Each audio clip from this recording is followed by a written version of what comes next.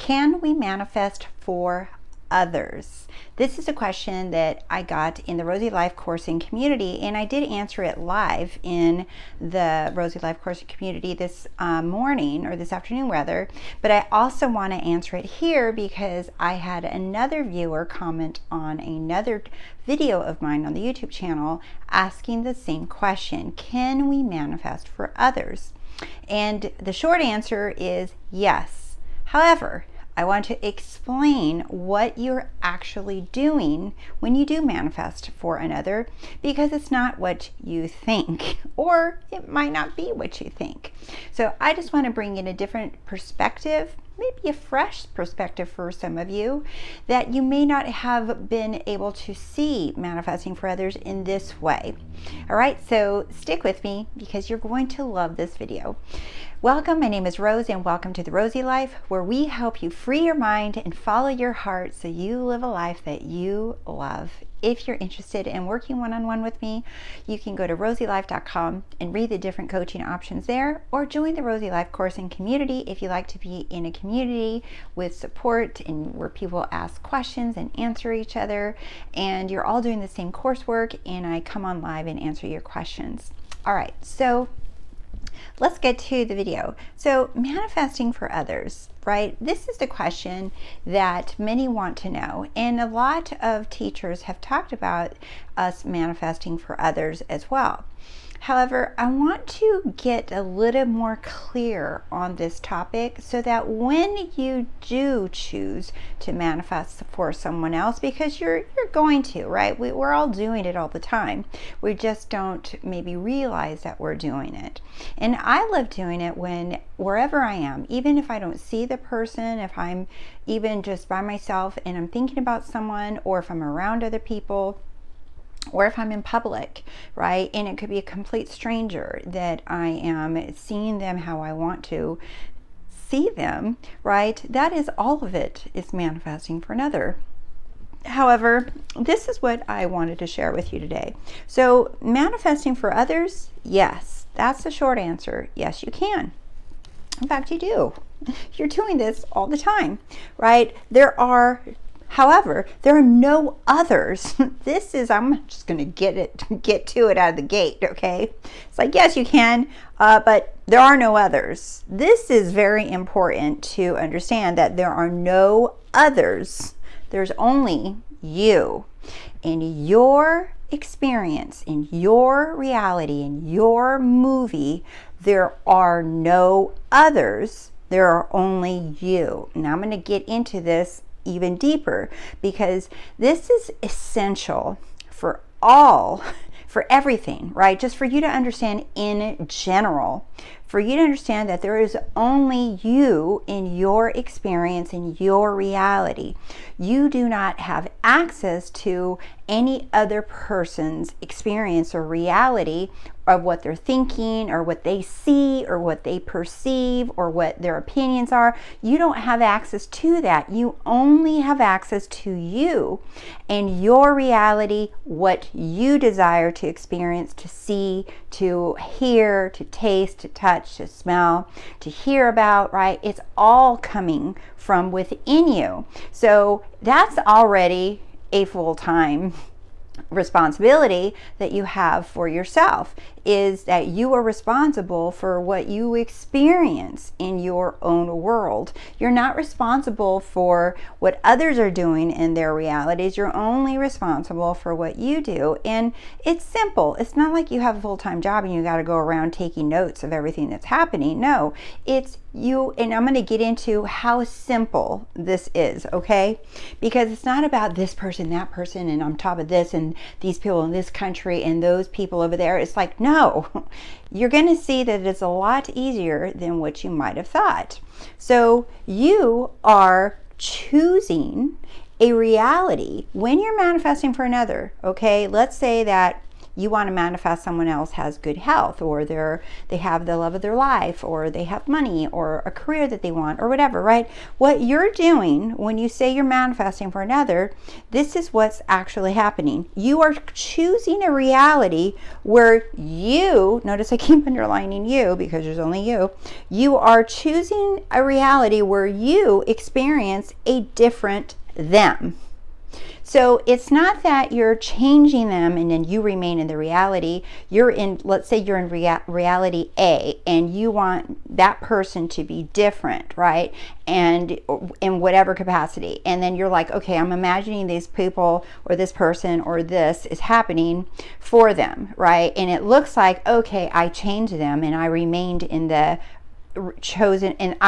reality A, and now they're in a different reality, but I'm still in reality A. No.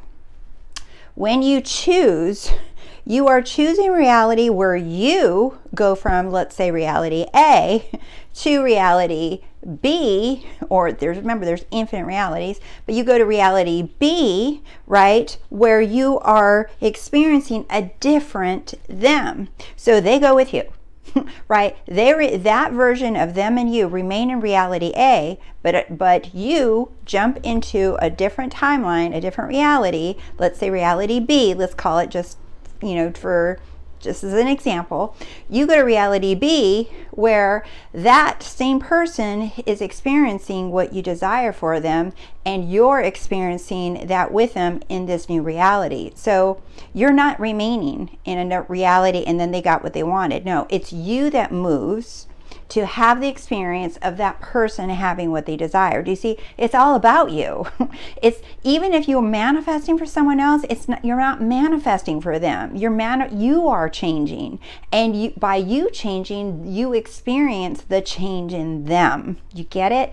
That I got a little goosebumps when I said that, because that's what's happening. It's you changing realities, and then you experience the thing that you want to see differently in them, in that new reality, that new version of you and that new version of them.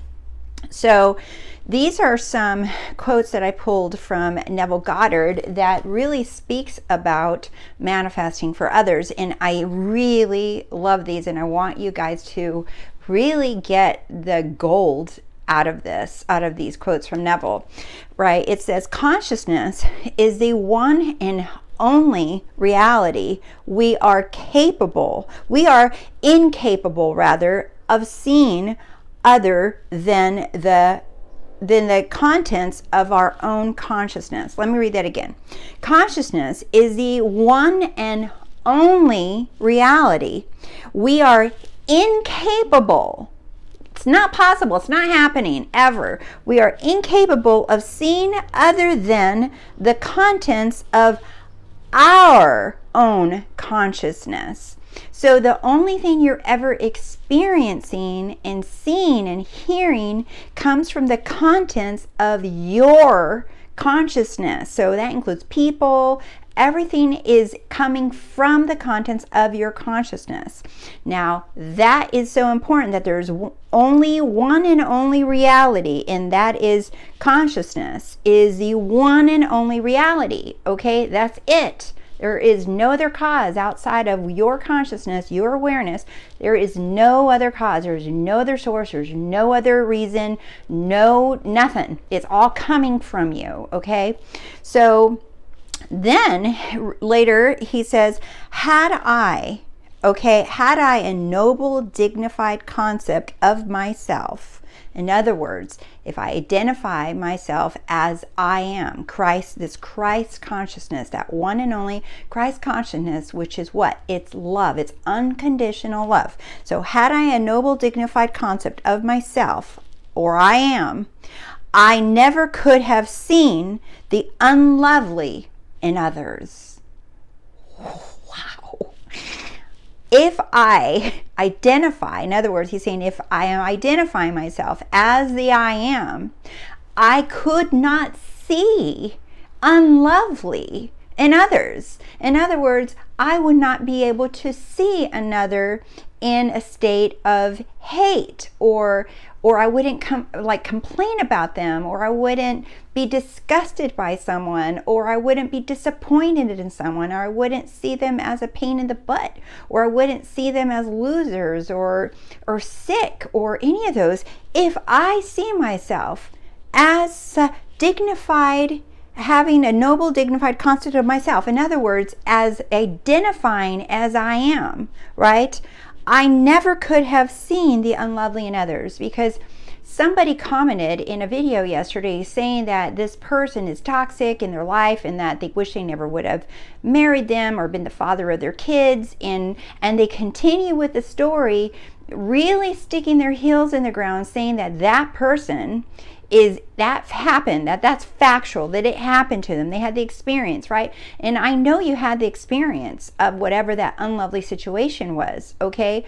But that is when you were not seeing yourself as Christ consciousness. Because now if you choose to see yourself as the I am, you will only be able to revise and see the lovely and see the good in them, because there is only good. There is only love. God, there is nothing but God. There is nothing but love. And if you're truly seeing yourself as that deliberate creator, and you are identifying yourself as I am, or that power, or the universe, right? The universe is love. God is love. There is nothing but love. So to see somebody as toxic, sick, mean, bratty, hateful, right, stubborn, all of those, anything like that, right? You are not seeing them through the eyes of love, because you have not seen yourself with the eyes of love, because it comes from within you first, changing the conception of yourself. That's what this is talking about. What is that concept of yourself? Is identifying as I am. That is what Neville's talking about, is that self-concept. It's not just I love myself, I'm worthy, I'm good enough. No, it is that you are the all. You are I am. And when you are identified as that, and you see that you are one with the Father, right? That is what you see the world with. Those are the eyes of love that you see everything with. And then it says, you do not need another to help you. I wanted to add that in there because when you think about manifesting for others, okay, and I know that even there's some, I think there's, been some people in the past in the Rosey Life course and community, and also on the YouTube channel, of people asking, manifest for me, right? I need you to manifest for me, or can I manifest for someone else? As if they can't do it themselves. You are looking at another person, right? For example, someone in the Rosey Life course and community was talking about their son, that they're having discussions, trying to get their son to study the law or get coaching.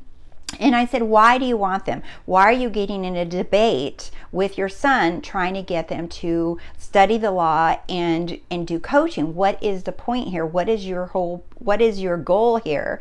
And when she said, I want him to thrive, then my question is, why not just see him thriving? Because he is in your experience, and you get to decide how you want to experience your son, how you want to experience being a mother to that son. You get to decide. See him as thriving. Decide he's thriving. Instead, she was creating a condition that he needed to study the law, learning how to manifest, get some coaching in order for him. Do you see, all that needed to happen before he could thrive? Those are just made up conditions. We don't have to do anything of that. We don't have to do that. That's why I wanted to add that in there, is that you do not need another to help you. You don't need anyone to help you manifest. You don't need to be coached. You don't need me. You don't need any coach. You don't need books. You don't need Neville. You don't need anyone. You don't need help. You don't need someone to do it for you, okay? Because instead, what you want to do is identify, because you are the I am. You are the great I am. You are the Son of the living God. You are everything. There's nothing missing from you. It just stories upon stories of believing that you're limited and that you can't have something or that you have to do something in order to get something. That's all that is all made up. You don't need help. Someone else doesn't need your help.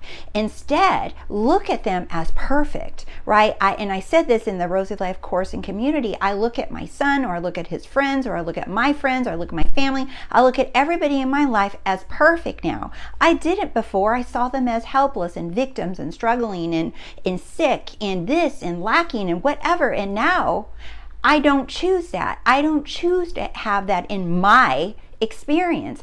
I choose to see everyone in my experience as successful, as having everything they want, as thriving and happy and healthy and just loving themselves and loving their lives, right? Because this is my experience and I get to decide how I see everyone in my world.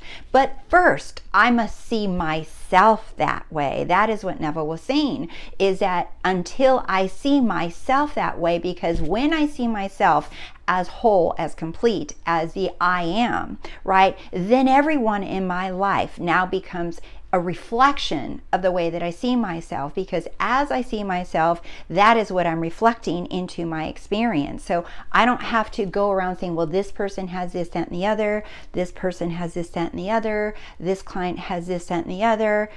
No, I don't have to do that. The focus has to be me first. I must identify myself as having that self-concept, that Christ consciousness that Neville says, right, is that our consciousness is the one and only reality. First, I have to see myself as that conscious. My consciousness is the one and only reality, okay? We are incapable of seeing other than the contents of our own consciousness. So if I'm seeing my consciousness as the one and only reality, and I'm saying that I am noble and dignified, in other words, I'm identifying myself as that I am, that great I am, then I would only be able to see lovely in the others. I will only be able to see what I want to see in my experience, and I do not need help from another to have that happen, because I am whole and complete. So that is my video for today, you guys. And I thank you guys so much for liking the video, and thank you for subscribing to The Rosey Life. And I just appreciate you guys so much. And I feel your love and support more and more every single day. And I'm so happy to be here and experience all of this with all of you around the world. I love knowing that there's people all around the world in so many different countries that watch the channel and that come to me for one-on-one sessions or are part of the Rosey Life course and community. I'm like, how freaking cool is that, right? That is so freaking amazing, because you are all freaking amazing. I love you guys, and I'll see you soon. Bye.